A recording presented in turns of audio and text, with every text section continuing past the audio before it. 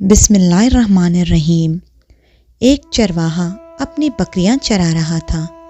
اس دوران وہ ایک درخت کے نیچے بیٹھا اللہ پاک سے مخاطب تھا۔ اللہ پاک سنا ہے تیری بیوی بھی نہیں، تیرے بچے بھی نہیں، بھلا تیرا خیال کون رکھتا ہوگا؟ یا اللہ، اگر تو میرے پاس ہوتا تو میں تجھے اپنی بھیڑوں کا دودھ پلاتا، تیرے بالوں کو تیل لگاتا، ان کو سنوارتا وغیرہ وغیرہ۔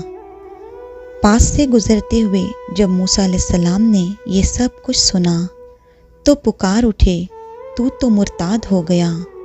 یہ سننا تھا کہ چرواہا چیخ مار کر جنگل کی طرف بھاگ نکلا کہ میں تو رب العزت کو خوش کرنے کی کوشش کر رہا تھا، میری نادانی نے اس کو ناراض کر دیا۔ مولانا روم لکھتے ہیں کہ اسی دوران موسیٰ علیہ السلام پر وحی نازل ہوئی کہ موسیٰ، تو نے میرے بندے کو مجھ سے دور کر دیا۔ تمہیں معلوم نہیں کہ ہم اس کی سادی سی بات سے کتنا خوش ہو رہے تھے۔ اے موسیٰ، ہم نے تمہیں بندے رب سے جوڑنے کے لیے بھیجا تھا، توڑنے کے لیے نہیں بھیجا تھا۔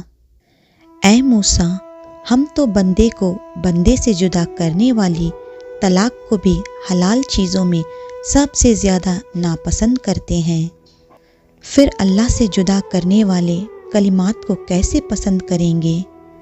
پیاری دوستوں، ہمیشہ یہ بات یاد رکھیں کہ اللہ پاک کی جس بھی حال میں تعریف کریں وہ اسے پسند کرتا ہے۔